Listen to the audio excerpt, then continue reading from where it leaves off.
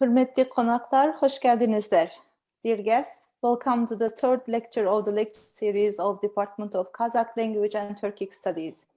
We provide Kazakh translation for our guests. Baldarlama Kazakçaya avdarlanadı.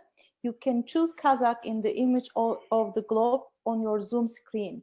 Baldarlamanı Kazakça tıntay için Zoom'un aslındaki elem suretine basınız. Please write your questions in the chat box. Sorularınız olsa chat box'a yazınız. Anel, oldu mu?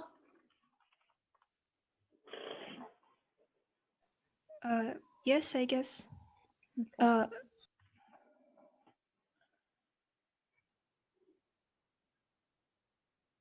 Anel, you can remind it in Kazakh again if you like. Сәлеметсіздер ме, құрметті тыңдаушылар. Бүгінгі кешімізге қош келдіңіздер. Егер сіз лекцияны қазақша тыңдағыңыз келсе, онда астында перевод деген кнопкаға басып, қазақ тілі каналын таңдауыңызды сұраймыз. Rahmet Anel. Thank you, Anel. I am delighted to have Dr. Halit Dundar Akarca as our guest speaker today. Halit Dundar Akarca received his PhD from the Near Eastern Studies program at Princeton University in the United States. Previously, Dr. Akarca taught the United States and in Korea. Before joining to Nazarbayev University in 2017, he had worked as a postdoctoral fellow at the Davis Center for Russian and Eurasian Studies at Harvard University and as a teaching fellow at New York University. He is specialized in Turkish-Russian relations in the 19th and 20th centuries. He teaches history of Kazakhstan, history of Ottoman Empire, and modern Turkey at Nazarbayev University. Please join me to welcome Professor.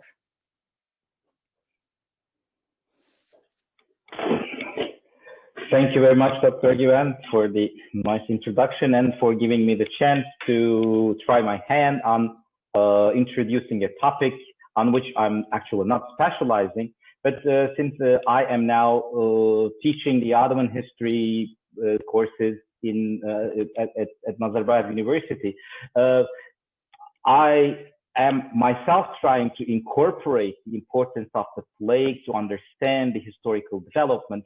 And I would like to just bring in some dialogue between the past and present, just through looking at the Ottoman experience with the plague.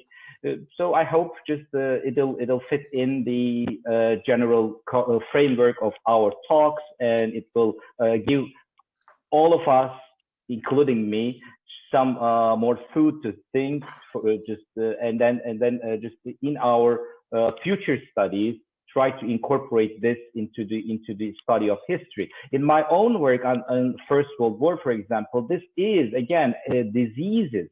Diseases are the main cause of people to lose their lives. The natural causes, rather than the bullets of the enemy, was the main killer, main murderer in the war. But as I will talk about it, this is something that we have been ignoring and preferring to concentrate on something else. So as a historian, I want to use that moment as an opportunity to rethink, revisit, reanalyze, reconceptualize past pandemics and see what the past can offer us.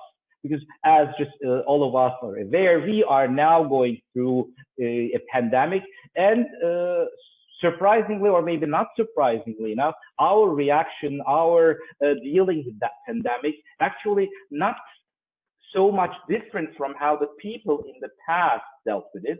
So yeah, I think this past and present dialogue is really beneficial for all of us, not only historians, but the people who are currently going through a pandemic experience. It'll help us to understand our current situation better, and also just guide the historical studies better. So the current situation offers insight for the historians who are studying the past similar situations and the experience of the past societies as it is relayed to us through the historical studies, just give insights to understand how to deal with a pandemic situation, how to understand a pandemic situation we are all living in. Well, perhaps that I will not, of course, offer direct experience or direct form of guidance or lesson, but more for developing this historical insights that we can incorporate to our thinking to improve the public health policies, the understanding of pandemics, and our response to the pandemic. So I will briefly talk about plague in the Ottoman Empire, and then I will try to situate the experience of the Ottoman experience into a larger global history of plagues. And of course, in between there will be some technical biological discussion, but I will keep this to a very limited extent. And so the pandemic that we are facing today reminds us actually the vulnerability of humans in the face of natural forces. And since especially the advance of the scientific revolution, the Enlightenment, humans increasingly believe in the invincibility of the human race over natural forces. But time and again, we are reminded that this is not the case. The history of humanity is the most reliable witness for that fact, but we tend to forget it. And moreover, we tend to remember and study history mostly around important men, important ideologies, states, wars, basically around the acts and deeds of humans. However, this disease, the COVID pandemic we are just experiencing right now, reminds us that natural forces are also one of the most, if not the most important factor that is shaping the course of history. There are, of course, different ways to understand a pandemic, but it is not limited to the technical or medical approaches to understand the pandemic. We should also bring in the human dimension. So pandemics are not only about the bacteria and viruses, but also about people, because the disease has a very profound social and political narrative around its inception and handling, as well as the interpretation of the study of the disease, and also the study of the reactions of different societies. These are all have just again the human input in it. We construct a narrative of the disease, we give a meaning to the disease, and we respond to diseases. And moreover, humans are the ones who help to circulate the virus. So in a way, we are the fuel to the virus itself. So far, for example, for the current virus, we all know just what precautions we all have to take, the masks and other preventive measures.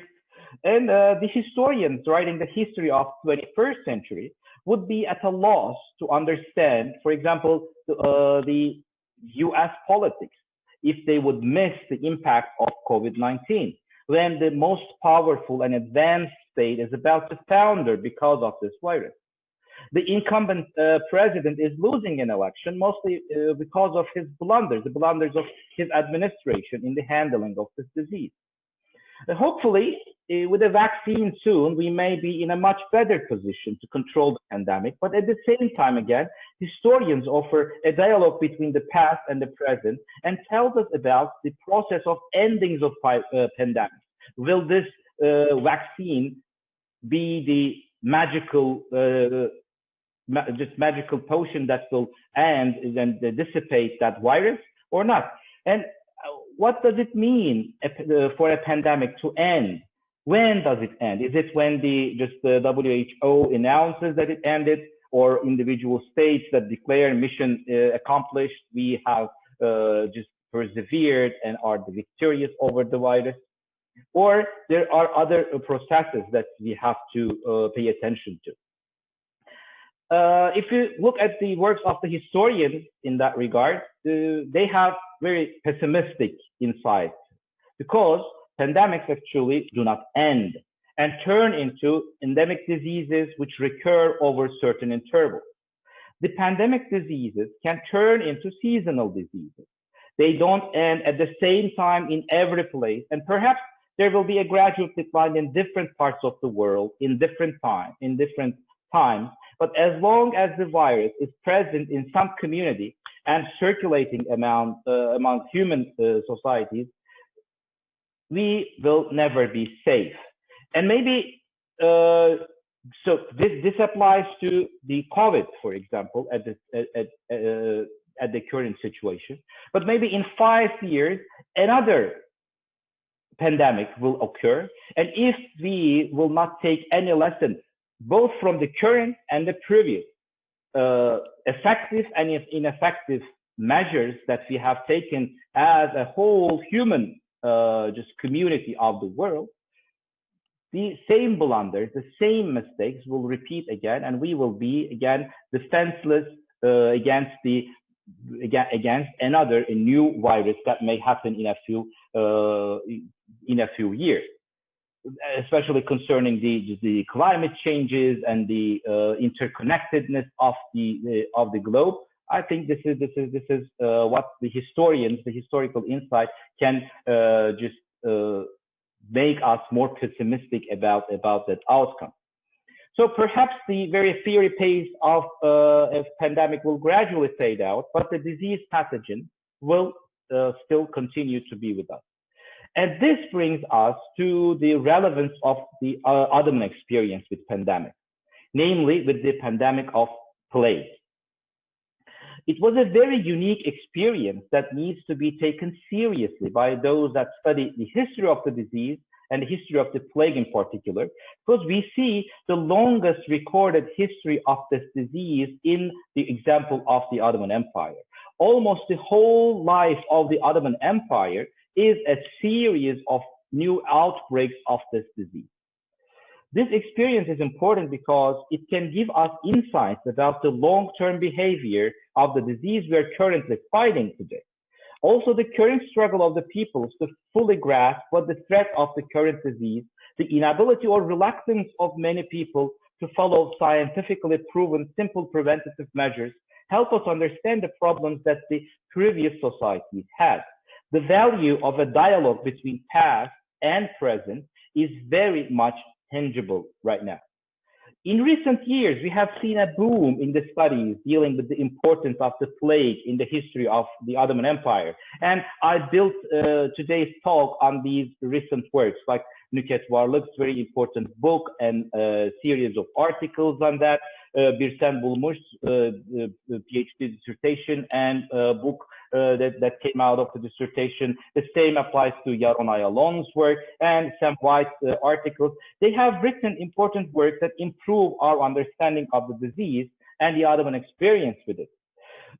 Actually, here I have to mention just when I was studying that disease in those works, one name just came again and again to just my attention, and I had to go back and read the article about this issue. It is connecting the importance of plague to the Ottoman history, and it was the chair of our department, Yulay Şamiloğlu's very just provocative article about the Black Death and the emergence of the Ottoman Empire.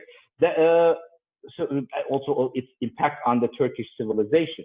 So as I have mentioned before, COVID-19 should be taken, for example, as a major fact in understanding of the 21st century US or world history. Likewise, Dr. Şamiloğlu urged historians to pay the plague its due in the rise of the Ottoman state to prominence among other Turkic principalities of comparable strength, and against the once formidable Byzantine state, which was stricken horribly by the plague as the Ottoman power was on the rise. This argument is developed and also challenged by other historians, among whom I have to, of course, pay her due, Nükhet Varlık. And Nükhet Varlık proposes that we have to consider the pandemics not as events, but long-lasting processes. I think this is one of the very important insights that the Ottoman experience with the plague brings in that dialogue between the past and present.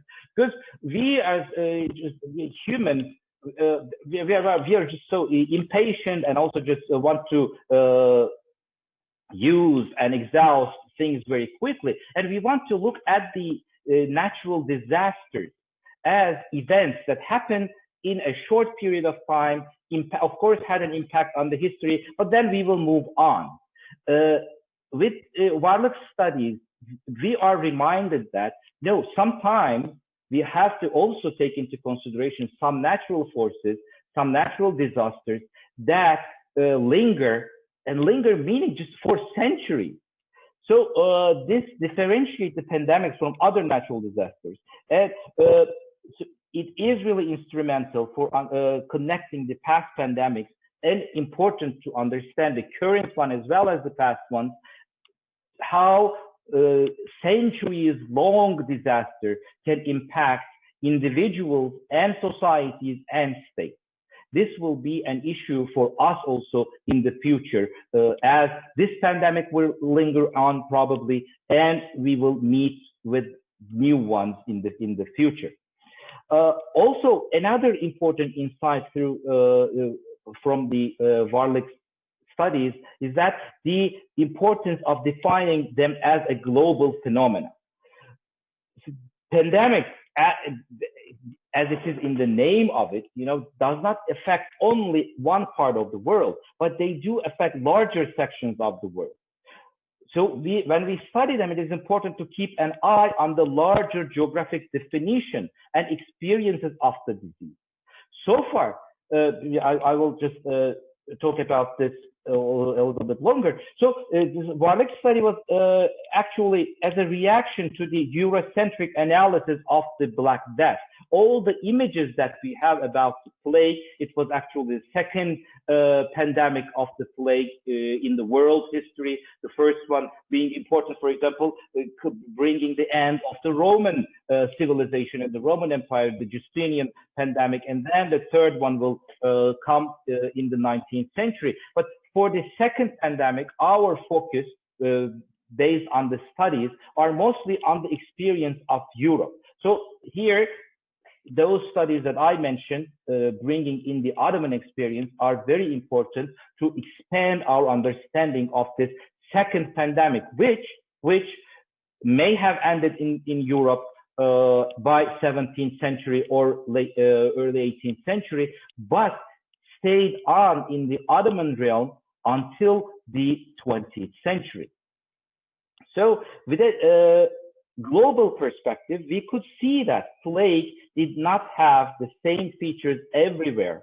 And in that regard, Ottoman experience is very important as an example where the pandemic turned into an endemic. It became a part of the people's lives.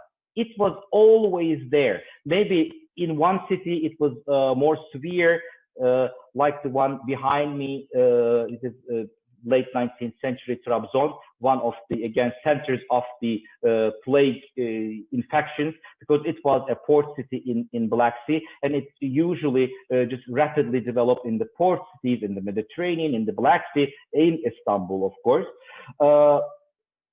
So since the features of the plague was different from the European one, it should also be studied in the Ottoman context, using Ottoman sources rather than using European sources and perspectives. So in order to understand the Ottoman reaction, Ottoman experience, if we just confine ourselves into the European sources and try to compare the Ottoman ways to the European ways, this would give us a faulty picture, a faulty understanding of this disease. So briefly, let's just talk about the plague. It is a bacterial infection, not certainly different from the COVID, because COVID is an airborne virus, and plague is a vector-borne disease, which just passes to the humans via the fleas that live on certain kinds of rodents. So humans actually not a vector in that in the dissemination of the disease. And more importantly, it is not a disease that is transmitted from human to human under normal conditions, unless it becomes a If the lung of a person is infected, which is actually the most deadly kind of the plague, which just takes the life of a person in a few hours or in a few days. So then it can be disseminated through the airborne particles from the breath and the speech of a person, but usually it is carried by the fleas that just actually live on the rodents and then can pass over to the humans. And it is especially just very, very deadly during the medieval ages because of the medieval living conditions all over the world, not only in the Ottoman Empire, but also Europe. And the way, for example, the people just chose their clothes. Wool was the main just clothing material, which was not washed often, and it just provides a very favorable environment for the fleas to live in. That just carried on the fleas as a vector, and humans are getting infected. And for plague to persist in an environment, we need rodents because they are the ideal candidates for the just carrying of this disease. And we consider that plague is something that belongs to the medieval ages because, again, our understanding of it is mostly shaped by the European experience. But as I mentioned, it just lived until the 20th century in the Ottoman in the Ottoman Empire. Even the latest outbreaks was during the Republican times in 1940s. But even today, there are just plague infections. There are reported plague outbreaks in Mongolia, for example. So it is still here. And this brings us closer to the experience of our ancestors who did not have an iota of the scientific knowledge we have today, but still had to face these diseases and respond. In the historical observation, Ottomans were usually criticized and even derided for not following proper measures that were taken in Europe during the 16th, 17th centuries. Actually, then I really wonder who can now criticize the previous societies for not taking proper measures when we today also try ridiculous things. When the president of the most advanced country suggested to inject disinfectants to COVID patients, or when one popular journalist in Turkey recently got infected and she had the audacity to share on social media that she is rubbing organic butter in her nostrils to accelerate her recuperation. Those studies, Nikit Varlik discusses that the circulation, for example, was also not always as it is reported in the European sources, because European observers, especially in the after Enlightenment, as the disease in Europe decreased or just it's gradually disappeared from Europe, European observers came to the Ottoman land in order to observe the plague because the plague was persistent there. That they always just reported it as since it is already there, then they just took this observation of the 18th century in order to interpret the medieval outbreak. And they would blame, oh, okay, this always came from the East. But these studies, for example, just let me share a screen which Dr. Varlik has just developed a very intricate map of the disease vectors, how it just reached to the Ottoman lands and from the Ottoman lands to Europe. And here, as we can see, it is actually a very complicated map, the roots of the dissemination of the disease. And especially for the first phase, as just her studies reveal, Ottoman territories got the disease from Europe, from the European port cities. through the trade connections in the Mediterranean. But the vector just always goes back and forward, back and forth. Just it is coming from one region and then going to the origin of the disease, probably, because the disease, the nature of the disease, who is responsible for the infection was actually not understood until almost the end of the 19th century, at the time of the third wave, the third pandemic, which just developed in the British dominions in Hong Kong. Then again, now the medical science just found out the bacteria, Yersinia pestis, the bacteria, as the culprit of this as the contagion. But until then, it is considered to be a human or just the bad air, just as I will talk in a few minutes. So that is about the circulation. So again, this again resembles the current perceptions about the origin of the disease and who to blame. In the West, mostly, again, yeast as seen as the main culprit. For example, I love giving the U.S. examples. The most ridiculous ones are coming from there, of course. So the U.S. Administration blamed again just solely China. This is the origin, and just the whole just blame should lay on the Chinese government, Chinese people certainly, and just they took travel restrictions as a preventive measures. Just they banned travel to China. But when they just implemented this ban, the disease was already in the US, and it was mostly coming from Europe. But they couldn't define the mentality of just blaming the East for everything that is bad happening, especially when we concern the diseases, did not let them to contemplate that West can also be a source, a vector in that for the dissemination of the COVID-19 virus. So these studies on the Ottoman experience with the plague also emphasizes how the Ottoman state and society transformed the disease, as well as the disease transformed the Ottoman state and society.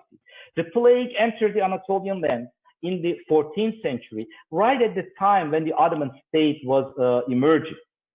The expansion of the state into an empire coincided with the establishment of plague as an endemic disease in the Ottoman land.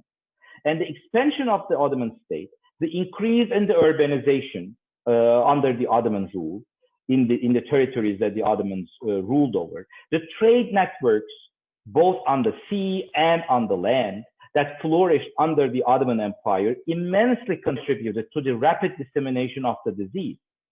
As Dr. Shamilolu reminded and Warlick later developed, neither the rise nor the expansion and demise of the empire can be understood without a focus on the impact of the plague. However, the impact of the empire on the disease should also be the focus of studies as well. And how did the Ottoman state handle the disease, which had actually never went away? Past societies did not perceive the disease in the same way as we do, but the disease was also not the same. It was a disease that did not go away, and the people who are living with the disease did not understand the nature of it. In that regard, we have to understand that the Ottoman state and society did not have a chance to contain or eradicate that disease. Their only way was to understand how to live with that disease, or come to peace with the dire consequences of it. This reality was well reflected in the special genre of scholarly and literary works, which Warlick categorizes the new genre of literature as the Plague Treatises, which included legal and medical knowledge on the disease. And this was developing. For example, another just usual concept, perception of the Muslim and Ottoman people that this is not developing the knowledge, that they were incapable of developing an understanding of this disease. But no, this was not the case. Ottomans shared the medical concept that the disease is caused by bad air, miasma. It was in the classic Islamic medicine as well as in the medieval European medicine. This is how these big plague doctors, just appeared, because they were putting some nice aroma giving herbs in the beaks of these masks so that they will be protected by the disease. This is the European response. And it was the same in the Ottoman land. They also understood the importance of, for example, rapid collection and burial of the victims of the plague outside the cities. This was a public health measure that the Ottomans had to develop as a reaction to the disease. Another preventive measure that fits in the framework of this humoral medicine was providing clean water and punishing contaminators. So clean air, clean water, getting rid of the bodies of the dead people immediately was the just main just public health measures. It is actually also related with one of the myths that the disease, that the plague came to Europe by just the Tatar armies that are that laid siege to Kaffa, right, in the 14th century, and as an initial just use of biological weapon, throw away dead bodies of the plague victims to just contaminate the people. But recent studies also just diffuse that myth, and first of all, they found out that the catapults to throw anything, not, let alone humans, were not used at that siege, which is just considered to be the starting point, the origin of the plague. But again, we have to look at the usual suspects, the rodents, the grain, the food exports that are coming in from the infected areas. So this body, the issue with the bodies of the plague victims is also an important part of understanding the relationship of the plague between the East and the West. Also, European observers criticize the Ottomans of fatalism that does not explain the reaction of Ottoman state and society. In the general definition of the disease and the simple preventative measures that were available, Ottoman response was not so much different from the European response. But the difference was actually in the frequency and the origin of the disease. It was not a disease that is coming from outside for the Ottoman land. It was already there, flourishing among the local rodent population of the Anatolian and Ottoman land. Also, there were other species that are involved, by even the migratory birds in that. So it is the preventative measures that the Europeans could take, like putting quarantine, I will talk about this in a few minutes, was not an effective method for the Ottomans. The Ottoman society had to learn and accept how to live with the disease. There were, for example, legal and religious discussions of whether fleeing from plague-stricken areas was permissible or not. This has a religious dimension to it, as the contagious nature of the disease was disputed in Islamic religious texts, as there are conflicting reports from the Prophet Muhammad on this issue.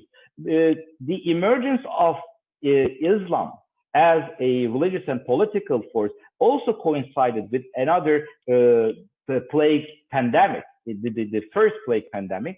So the Prophet himself had to just deal with it, and the first generations of the Muslims, on whose opinion the later Islamic legal and religious texts were built. But, however, 16th century Ottoman religious scholars mostly considered that it was permissible, for example, to flee a plague-stricken land. This shows the vigorous just discussion, and again, a way to respond in a legal and a religious manner. But again, who could flee? Only the people who had the means could flee. Military and ruling elite, and the poor would die. This is, again, not fatalism. It was similar to the European experiences of the same time, as well as the current situation. Who had a second house outside Istanbul or big cities, Aleppo, Damascus, etc., could run away? Who had to think about their daily bread and had nowhere to go, had to stay and suffer? This is not fatalism, but the reality of those times, as well as the reality of the times we are living in. It is easy for people who have the luxury to work from home on Zoom, like us, to criticize those who have to take the public transportation and work in crowded places for not following the rules, the preventive measures. Another corrective to the concept that the Ottomans passively accepted the plague was connecting the plague with other epidemic diseases, such as the smallpox. As is well known today, Ottoman folk medicine developed a primitive way of inoculation. In villages, wise ladies would inoculate healthy children with the sick children. That was famously observed by Lady Mary Montagu, the wife of an English envoy to the Ottoman Empire in the early 18th century, who inoculated her own children and tried to popularize the method back in England. This also shows the non-fatalistic approach and dynamic reaction of the Ottoman society. The remedy for another infectious disease was discovered and quickly accepted in the Ottoman society, which was not the fact in the European society. Likewise, today, we see that the Eastern societies are better in accepting and implementing the preventive measures for the COVID than the Western countries. However, still a Eurocentric approach prevails in the analysis of the societal responses to the current pandemic. The Eastern societies, be it Vietnam, Thailand, Japan, even China, they have, certainly South Korea, they have set how we should fight against this disease until we get the vaccine, even after we get the vaccine, because we will again have to learn how to live with that disease for a long while. But that's the persistence of this idea of the superiority of Western understanding, Western technologies, Western medicine over the Eastern one, just is an important barrier that just does not allow the imitation of the Eastern experiences in the West. To just look at the response of especially the U.S. state and society to the current situation. And that also brings us to the most openly criticized aspect of Ottoman response to the plague. European countries tried to rigorously and strictly implement quarantine measures, and the European observers from Europe were astounded when they didn't find the same quarantine policies in the Ottoman Empire. And that was their main evidence for the Ottoman fatalistic approach, as well as the Ottoman failure to appreciate the modern and scientific measures to fight the disease. And several authors diffuse that myth too. First of all, there were several instances in the Ottoman records that in several ports, the Ottomans also implemented quarantine measures.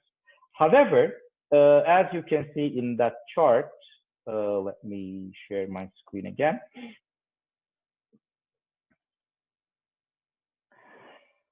Nükhet Varlık put in her book, the occurrence of plague in the Ottoman Empire was incomparably frequent than its occurrence in Europe. As you can see, it is almost a seasonal disease now, not like a generational disease that happened in Europe.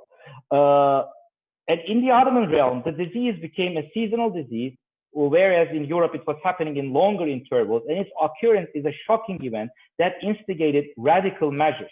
Therefore, it is unfair to expect the same measures in the Ottoman state, where the disease had become a part of life.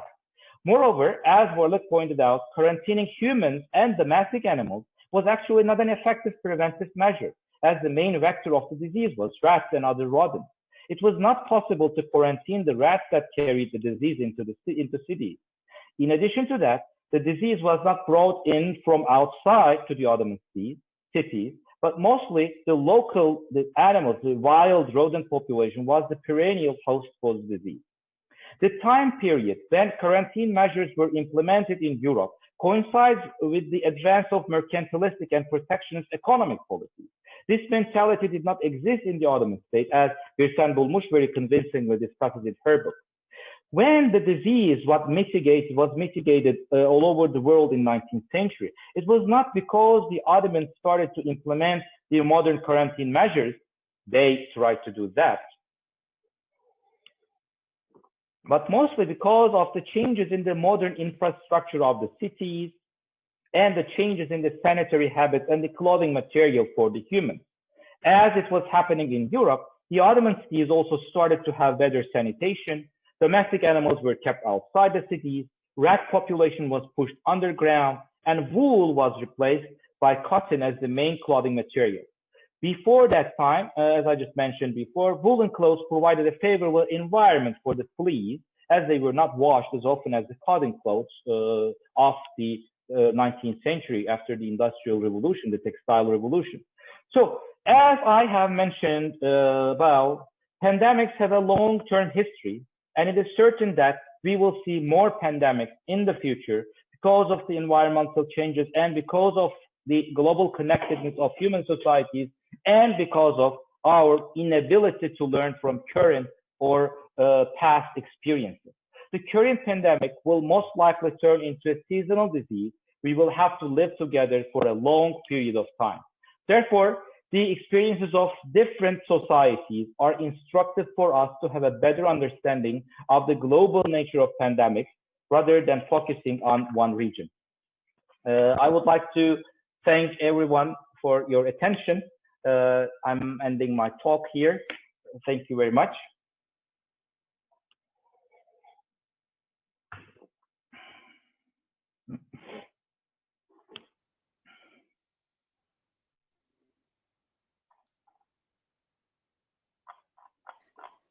Thank you, Professor, for the very informative lecture. Professor Akarca reminded us how important to keep memory of the humanity alive and learn from it. Professor Akarca has contextualized studies in this timely, significant subject. I am so much honored to work with Professor Akarca, Professor Şamiloğlu, and to know Professor Varlık personally, who all have been contributing to shed light on plague in Ottoman Empire. I also recall the novel of Nobel Prize winner, author Orhan Pamuk, The White Castle. Yes. And the plot takes in 17th century in Istanbul during Ottoman Empire period when the city had been struggling because of the plague. And Pamuk has been working another novel on the plague nowadays. I would like to have questions written in the chat box, please, because it's going to be translated both way in Kazakh and if the question in Kazakh in English. And Okay. My student Anel Kayırbekova will be asking questions in line. Thank you. Okay, let's move to the Q&A session. All of the questions were asked in English, so let's start. That's good. The first question is from Kamila Nasirova. Christians and Muslims conceived and responded to plague very differently. For Christians, plague was perceived as a punishment from God for their sins, and they believed in a contagion of the infection, whereas Muslims believed that plague is a mercy from God and martyrdom for faithful, but a punishment for the infidel. What is more, Muslims denied the contagion since Almighty God only can strike people. Thus, they persistently practiced communal prayers. Do you think these statements are consistent with what was happening in Ottoman Empire? Do you think Ottoman Turks also understood plague as a mercy and were not accepting the contagion of disease? As a mercy? Okay, yeah, I'm also just trying to read it. Yes, yeah, of course there are. Just remember, we are talking mostly just this experience, the period that I try to cover. We are talking about a period all over the world, the mentality, the understanding of people of the world, mostly shaped by their religion. So in that in this religious understanding, of course, the main actor is God. So anything that is happening in the life of a person is certainly something related with the will of God, more than the will of the person. So considering plague as a sin, as a mercy, this is also just a shared approach both among the Christians and the Muslim people. In that regard, the Ottomans also were not very much different from the Europeans. The Islamic approach firstly just based on the Hadith collection. Okay, and in that there are just conflicting information. So there are some Hadith just denying the contagious feature of this disease, because it is only about the will. So the death of a person, a person getting sick, can only depend on the will of God. But also there are hadith urging people not to approach a plague-stricken territory. There will be discussions. There will be many just inks spent on how to compile these different approaches. But when we come to the 16th century, the works of Abu Suud Effendi, the famous Shaykhul Islam of the Ottoman state, we see that they are just seeing the effect and impact of the disease, and they would be accepting the contagious nature of this disease and suggesting that people would avoid plague-stricken areas or run away from there. So this is also developing, okay? So in that regard, trying to explain things with religion and will of God is similar between the Christians and the Muslims. Thank you. Thank you, Professor. Can I ask to speak a little bit slower, because translation is going to be hard otherwise? Thank you. Panel, next question, please. The second question is from Araylim Abdullah. It was mentioned in the lecture that each disease has its own interpretation in the history. You gave the example of the unique case plague. However, COVID is the first case in the history when the virus became a global problem. Thus, each state has its own experience. Does it mean that in the future there will be different interpretations of the COVID-19? Yeah, I'm actually trying to just correct that understanding. COVID is not the first global disease. There were global diseases before, but our approach, our understanding of these just focus on the Western European experience. Now we understand that there are certainly different experiences with the COVID, with any pandemic disease. So we have to now go back to, this is the Ottoman experience. But we have to study the Chinese experience. We have to study the other countries, that just the Indian experience, where this disease was everywhere. But our focus is on the European experience so far. For COVID also, now we have to, for example, put at the top in order to understand that disease, the Eastern experience, the Southeast Asian experience with COVID, to guide us. Guide our response for the future airborne diseases. That will happen. It is so strange, you know. Just the understanding COVID is a very new disease. We know nothing about it. Plague was a new disease for all those people. They did not understand the nature of it. Never. Nobody, okay, including European, Eastern societies, until the late 19th century. We did not know how the plague, how people got the plague infection. But for COVID, again, we are trying to approach it with the same, same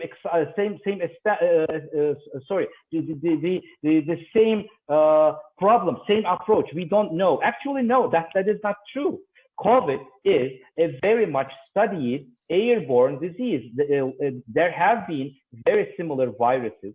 The medical society has been working on this type of pandemic or epidemic disease, but the human societies approached it because we don't want to learn very well, okay, as if this is a novel thing. No, HIV, for example, was a novel thing, but this was not.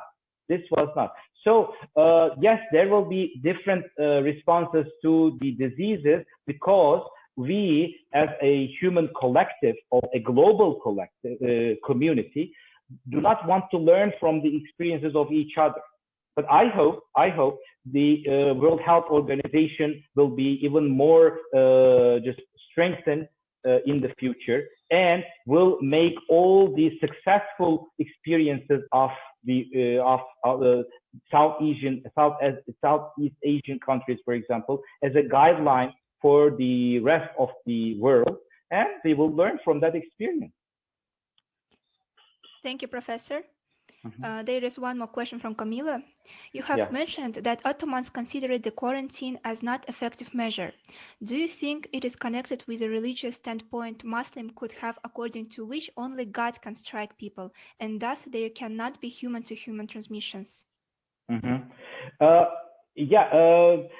Ottomans did not essentially just rationally say that no, we will not apply quarantine. They applied it wherever they could apply it, but the interconnectedness, the endemic nature of this disease in the Ottoman land just made it less effective than the European experiences. The Europeans just applied quarantine, especially in the port cities, for the incoming ships, and just kept them away from the mainland for a certain time period. But in the Ottoman case, we see the disease disseminated mostly on the land, also from the port cities. Okay, so the quarantine was not always available for the Ottomans to implement. Of course, there were understanding of it. Okay, this is what it comes from God. We have to accept it because you don't have a better understanding, a better response to this that is available. Okay, but conscious quarantine measures will be implemented later in the 19th century when the Ottomans just replace the basis of their medical knowledge. And just it was at the opening of for example, the medical college, the Sultan would come and deliberately say that, okay, now we will teach our students the French language, and we will just separate them from the previous Arabic treatises on medicine, okay, because we have to now keep up with the European practices, and we see the quarantine measures consciously applied to in the Ottoman land, but it was not the effective measure as I have described, depending on the studies of other historians. Thank you. Thank you very much. The next question is from Sanjar Kalkambay. How would you describe the response to plague in the concentrated urban centers of Ottoman Empire, both by government, like medical professionals, government professionals, army, police, and by society? Yeah, thank you very much. This is a thing that challenges that approach. Ottomans just accepted it as a punishment from God or as the just wish of God, but no, they try to keep some public health measures, just trying to pave the roads, to clean the city, set up the cemeteries in the outskirts of the cities, and to carry away the bodies of the dead people very effectively, and punish people who are considered to be contaminating the water sources. So yes, we saw that they were effectively trying to take some measures. Also, we have tax records, okay, from the Ottoman state, just trying to find a way to adjust the taxation measures in order to relieve, for example, the burden on the people who are just plague-stricken. So yeah, the state and society was trying to respond to it and not being just passive recipients of the will of God in that regard. Can we get just one more question because I have to be somewhere else at 6 o'clock. Sure. Okay. The last Anel, I'll ask the audience if they have question. Okay. If you have any question, you can just raise your hand or unmute yourself and join us. Actually, we have more questions here in the chat. We don't have that Yes, much no. of time. Maybe next time, Okay, next semester. Yeah. Yes.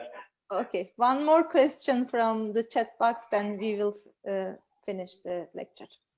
Hanım, I think my question was missed. My question was that does this mean that COVID-19 can become a regular virus, seasonal virus that we face every season, just like a flu? Yeah, sorry, I think I'm not the person to answer that. I'm not epidemiologist, virologist, you know, but this is what the past experience maybe just can give us, or actually at least just warn us. Okay, this can become a seasonal disease. Just it resembles the flu, right? And the flu is a seasonal disease, but this one is a more deadly one. So maybe it can be a seasonal disease, or there can be some other diseases that can just live with us. So it is the past studies just show us a pandemic disease, okay, which affected the whole globe, can linger on for years, decades, and centuries. We have this experience. So we have to, with this COVID, we also have to just be ready to face such an outcome with this one or with the next one. We may have to change the whole, the way that we live until the end of our life. This can be the case, okay? We have the experience from the past. So we shouldn't be just surprised and then also lose any hope or whatever. Yeah, this can be the case. We may have to live with the disease. Now we are of course better equipped, so we don't have to inject disinfectants, but use better medicine. But there are some other measures that we have to apply to our daily life, and this can be the nature of the life from now on. This is the way. I didn't want to end any talk, but anyway, this is it. Thank you very much for joining us today. Thank you very much for the lecture. I would like to thank to all audience joining us today, our lecture today. I also would like to thank Anel Kayırbekova and Aydana Amalbekova for their work for translation and helping this lecture happen. Thank you. Stay healthy. Yeah, stay healthy. You wear masks. Thank you very much.